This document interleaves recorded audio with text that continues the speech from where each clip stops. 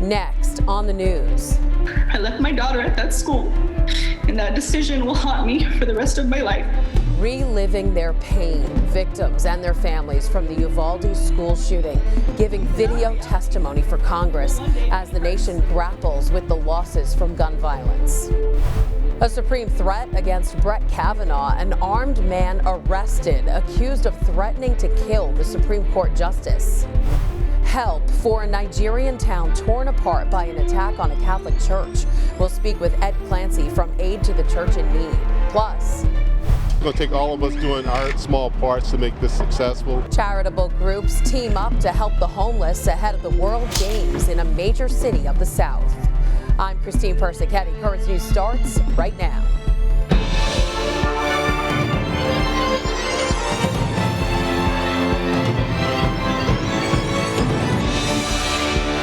Soon after we received the news that our daughter was among the 19 students and 2 teachers that died as a result of gun violence. Heartbreaking testimony from the parents of one of the Uvalde school shooting victims as they demand action from lawmakers. They were among several people who addressed members of Congress during a hearing on gun control Wednesday. Survivors, doctors, and families from Uvalde and Buffalo telling lawmakers they need to pass gun reforms now. And we want to warn you, some of the testimony is disturbing. Somewhere out there, there's a mom listening to our testimony, thinking, I can't even imagine their pain, not knowing that our reality will one day be hers, unless we act now. Kimberly and Felix Rubio lost their daughter Lexi in Uvalde, murdered only 15 days ago. 4th grader Mia Cerrillo survived the slaughter in her Robb Elementary classroom, playing dead by smearing blood on her body.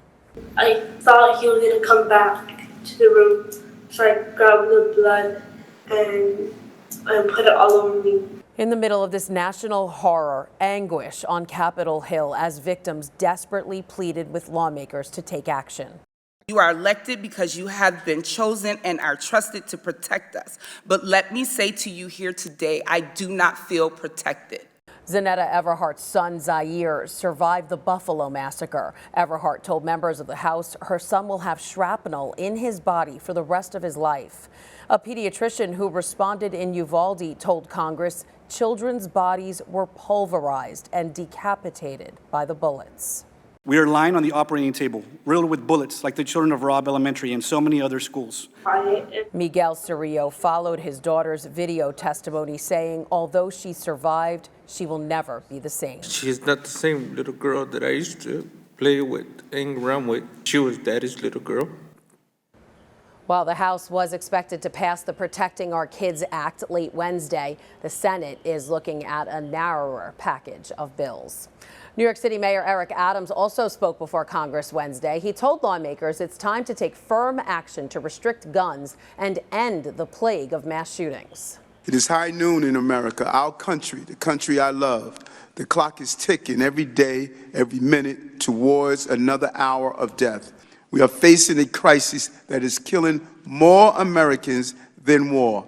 A crisis that is now the #1 cause of death for our young people. A crisis that is flooding our cities with illegal guns faster than we can take them off the street. Mayor Adams went on to say the NYPD has removed 3,000 illegal guns from the streets alone, but said, quote, the guns just keep coming. A California man has now been charged with attempting to kill or kidnap Justice Brett Kavanaugh. Authorities say 26-year-old Nicholas Roski went to the justice's Maryland residence with a small arsenal that included a tactical police vest, pepper spray, zip ties, a Glock 17 pistol, and 2 magazines of ammunition. According to an interview with an FBI agent, Roski was angry about the shooting in Uvalde and the leaked Supreme Court draft about Roe v. Wade, believing the justice would loosen gun control laws. He allegedly hatched a plan to break into the justice's home to kill Kavanaugh and himself, all to, quote, give his life a purpose. Authorities say Roski was stopped on a nearby street before he got to Kavanaugh's home. The FBI is now handling the case. The threat against Kavanaugh comes as police in upstate New York investigate the arson and vandalism of a pro-life pregnancy center. The incident happened Tuesday morning in Amherst, a suburb of Buffalo. The agency Compass Care posted photos of the damage showing shattered windows, a scorched office, and the words "Jane was here" spray painted along the side of the building. The New York State Conservative Party denounced the incident, saying in a statement, "Americans have had powerful disagreements on issues since the dawn of our republic, and we've largely managed to settle them with debate and elections rather than violence." This incident is a worrisome outlier, and we are hopeful that its perpetrators will be caught and prosecuted under domestic terrorism laws. There is no place for political terrorism in this country.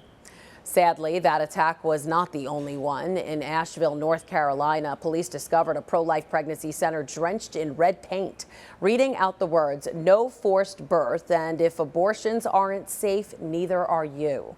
Multiple windows were also broken, and an anarchist symbol was left on the front of the building. Despite this, the center is still seeing clients and is asking for prayers. No group has claimed responsibility yet for the church massacre in Nigeria on Pentecost Sunday. Gunmen stormed St. Francis Xavier Catholic Church in Owo and opened fire on parishioners during Mass. At least 38 people were killed in the attack, including children. The U.S. Conference of Catholic Bishops sent a letter of solidarity to the president of the Nigerian Conference of Bishops, saying, in addition to the horrible loss of life, this attack is a disturbing development as it occurred in the far south of Nigeria, where such bloodshed heretofore has been largely unknown. Ed Clancy, Outreach Director from Aid to the Church in Need, is with us now to talk about this horrific event. Ed, thanks for being here. You're very welcome. So we still don't know who attacked the church. There's been no word from Boko Haram, but there are other violent groups in the country. One of them is the Fulani herdsmen. What do you know about this group? Well, the Fulani herdsmen are a group of they have a large spread in Nigeria, and there used to be conflicts between the farmers and the herders, and it usually, as they would say, was sticks and rocks, and now it's machine guns and motor vehicles. So there's been a greater effort, it seems, from Fulani to influence different parts of society, and it's gone down as far as Lagos now. Yeah, an area you had said that used to be considered one of the safer areas. Now the diocese there has begun novenas, and they're helping with the burials there. Aid to the Church in Need, I know, has a relationship with the church in Nigeria for many years. What are you hearing from the religious leaders there? Well, they're saying, first of all, that they want people to remain peaceful. They understand there's a lot of questions. They want truth. They don't want exaggeration. That's one of the things that they've asked for. Don't start inflating numbers or talking about different things, to stay calm in these really difficult times, to be prayerful, but also to push the governments inside Nigeria and outside to act. Because in many ways, Nigeria's government has failed or is a failed state. And because of that, there's no safety. I'll give you an example. Kaduna, which is up north where there has been problems, from March 26th to May 23rd, their airport was closed. No flights in or out because of a terrorist attack. Wow. Now, Kaduna is, it is a city about the size of either Indianapolis, Charlotte, or San Francisco. And it is a major hub. In Nigeria, the transportation between cities is so bad, you can't use highways. Railways are not safe either. So flights were almost the only way of getting from place to place. So for 2 months, Kaduna was essentially isolated from the rest of Nigeria and the world. And that's what's happening. And now, it is going down below the middle belt into places like Owo in Ondo, and it is not safe anywhere for the Christian community. That's so scary. I know Nigerian Cardinal John Onayakin spoke about the church massacre. Let's listen to what he said. When you attack a church on Sunday, you practically cannot avoid people having a sense of feeling that they attack us because we are Christians. So Nigeria is one of the most dangerous places for Christians to live. I think I read about 3,500 killed every year. You talked about what the Nigerian government should do, or but what about the U.S.? I know the U.S. removed Nigeria from the list of places that of concern. Yeah, countries of particular concern, and it's puzzling. It was named such in 2017 after years of problems. We're talking about over a decade of problems, and since 2017, it has not improved. It did not improve in 2021. and 2020. So there's really no rationale to remove it. It doesn't make any sense. And Do you think that will change now because of? I think it has to. I can't see how it cannot, because there has to be international pressure put on them. Right. The Buhari government is just not acting or not doing. They're incompetent, incapable, or maybe just complicit. You don't want to start thinking what these could be. Things could be happening, but it is ridiculous. The Christian community is in danger everywhere in Nigeria. And I know Aid to the Church in Need raises a lot of money, but what exactly does your organization do to kind of help the situation in places like this? Well, we support the church stay alive, and that usually means everything from pastoral works to supporting seminarians and religious sisters and schools. And in these cases, when there is this tragedy, when there is this massacre, we will help them in any way that we can by supporting the community there and the psychosocial healing that will be needed after this. Because you can imagine going into church feeling safe with your family and people getting shot and killed in front of you. There's going to be people who have witnessed family members die in front of them. I can't imagine. Right, and that's the kind of thing you don't ever want to associate with church. Right. You don't ever want to look at a church and say, I don't ever want to go in there again. Right. And that's a scar that's really hard to recover from. But the church will be ready for it, and Aid to the Church in Need will help them. All right, Ed Clancy from Aid to the Church in Need, thanks for the work that you do, and thanks for being here. You're welcome. Thank you. If you would like to donate to Aid to the Church in Need's efforts for the victims, just go to the churchinneed.org. Right on their homepage, they give you the option to either donate or light a virtual candle and give a prayer intention. A teacher is dead and 9 others injured when a man drove into a German school group in Berlin. A police spokesperson says the car went onto the street corner around 10:30 Wednesday morning. The driver was held by people who were passing by, and then a police officer arrested him. Investigators are trying to determine if he deliberately drove into the crowd or if he had a medical emergency. They have been caught in the middle of the war in Ukraine for 4 months. Now, many who are still in the war-torn country still have to decide whether to stay or go. As Russian forces step up their attacks in the eastern region, some Ukrainians are choosing to stay behind, while others are boarding buses. Some in Sloviansk say their lives will be in danger if they don't flee now. Actually, I didn't plan to leave, but I decided to leave because the situation is getting more and more dangerous.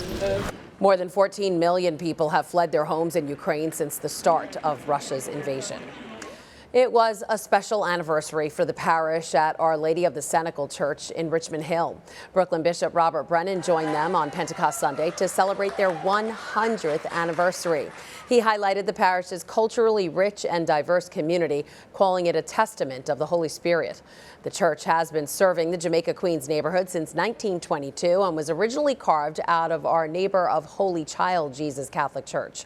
To top off the festivities, the 1972 graduating class from Our Lady of the Cenacle's former school is celebrating their 50th anniversary this weekend, many of whom continue to play active roles in the church. Congrats to them. There's a lot more news headed your way. Major drama at a mega church, how pro-abortion activists got up front and personal with Christians in Texas. And it was a brazen daytime attack in the Bronx, a big development in the case of a man seen shoving a woman onto subway tracks. Plus, the FDA authorizes a new COVID vaccine, why this one might be the choice for Catholics.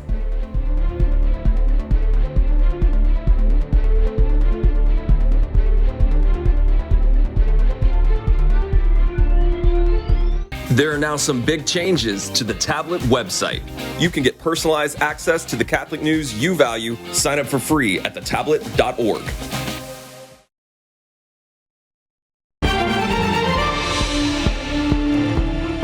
The pro-life fight took center stage in Texas. A trio of pro-abortion activists interrupted the prayer service at a megachurch in Houston on Sunday. As Brandon Walker reports, the viral stunt comes as the Supreme Court considers the fate of Roe v. Wade. It's my body, my choice. Sunday service at Lakewood Church disrupted by words of resistance. Rise Up Abortion Rights, an organization calling for the Supreme Court to uphold Roe v. Wade, briefly stopping service to deliver their message. I know it seems very outrageous to do it in a church, in a private space. However, the people who are enforcing these laws have no qualms coming up to women in private spaces such as doctors' offices or medical clinics to harass them and call them murderers.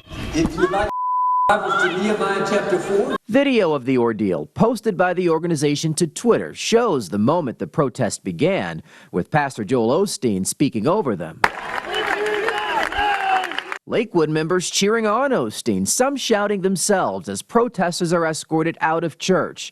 The group continued to protest outside. Joel Osteen has an international audience, and silence is violence when it comes to things like these. But was it effective? Someone posed that question online, adding not many could hear the message via live stream. To that, organizers say, yes, it was. So we have a very unprecedented and very short amount of time to garner the attention that we need to get millions of people in the streets, millions of people doing actions like we were today.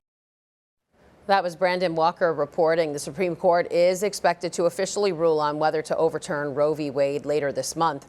Pastor Joel Osteen has in the past expressed his opposition to abortion.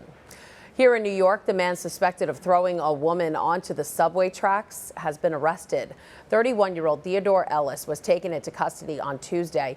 He was recognized from a wanted poster by an eagle-eyed MTA worker who then flagged down the cops. Ellis reportedly told police he was drunk at the time of the incident and claimed he didn't realize his strength. He's being charged with assault and reckless endangerment. If the amount of crime in the city's transit system isn't troubling enough, new reports show rents have risen almost 32% from last year. If you're looking for a place to rent in Manhattan, the average asking price right now is around $3,900 a month. That means if you're going by the 40 times rent rule landlords normally require, you'd have to make close to $160,000 a year. Looking at Brooklyn, prices aren't as high. The median rent is a little more than $3,000, but that still means you'd have to make more than $100,000. Returning now to our top story, the great gun debate happening around our country following the shooting at a school in Uvalde, Texas. While lawmakers are battling it out in the House, Florida Governor Ron DeSantis has signed a series of new school safety measures. The bills require school safety agents to receive crisis intervention training, mandate districts to certify at least 80% of staffers in mental health training, and allow safety officers to make arrests at all charter schools. The great gun debate is focusing on one weapon in particular, the AR-15 rifle. And according to the Wall Street Journal, 20 million of them are in circulation right now in the U.S. Some question why an individual needs to own a gun like that. But as Randy Kay reports, others say they just like the way it feels.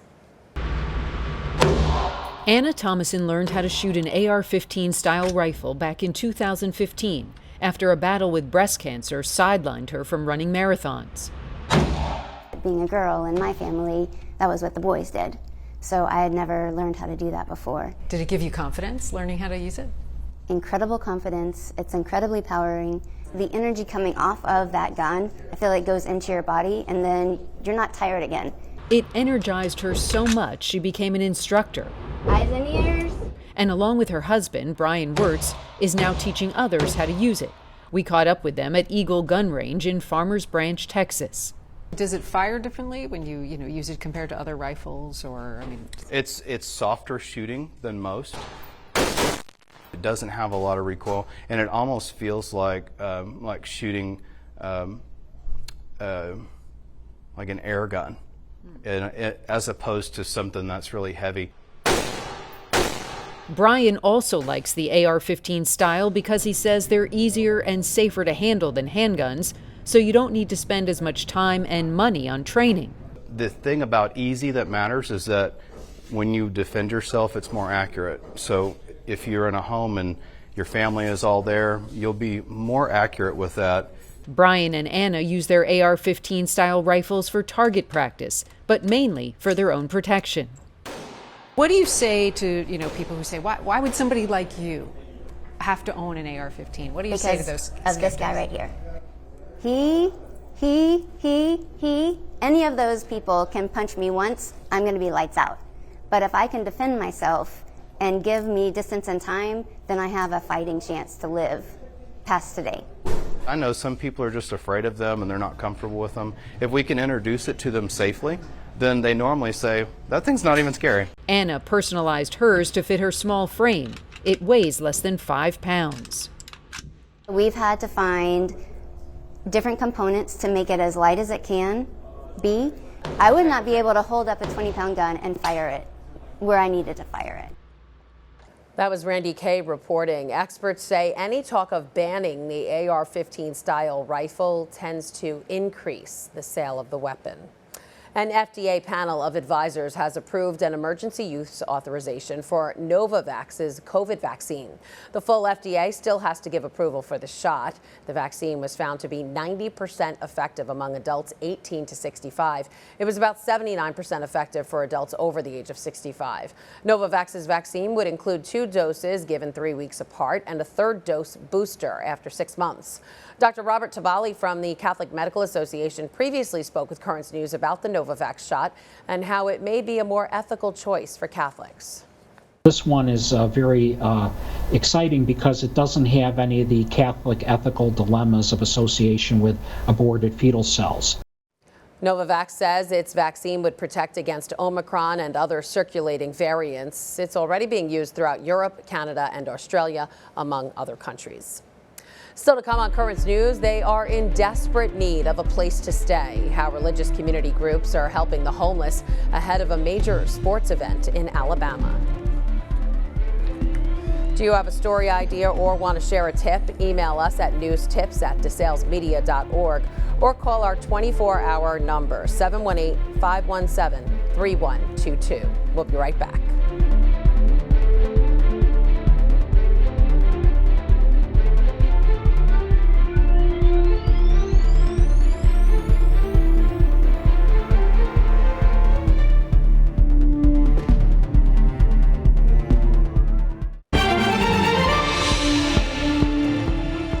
Next month, the World Games will kick off in Birmingham, Alabama, featuring sports not usually included in the Olympics. But the international event also comes with a price. Tristan Ruppert reports on how the community is coming together to show compassion to those in need. Spire volunteer crews are hard at work, taking measurements and piecing together temporary homes for the homeless to stay in during the World Games. We just want to help any way we can. And this is just a small part of what we're doing to participate and contribute to the World Games. Different organizations are working to create 50 different temporary homes. And of that 50, Spire and its employees will create 10. We kicked off our project today a little earlier, and within the next 2 weeks, we should have the 10 our portion completed. Spire leaders stress they are just one of the many organizations stepping up to help the city thrive during the World Games. It's going to take all of us doing our small parts to make this successful, and what we're seeing today is just one small piece. Another facet of the project are the resources that nonprofits and charitable organizations are set to contribute. Faith Chapel, God's Loving Hand Ministries, and Food for Our Journey all teaming up to provide for the homeless. The 3 of us have joined forces to make sure that we're getting resources and planning events and meals to the homeless during the games. We're going to have showers, laundry. We'll have different services where they can come and have people help them get IDs, meet with counselors and doctors and barbers. That was Tristan Ruppert reporting. Those displaced by the World Games security perimeters will be able to take advantage of the resources from July 7th through the 17th. And that is Currents News. I'm Christine Persichetti. Thank you for joining us because we are putting your faith in the news. Hope to see you again next time.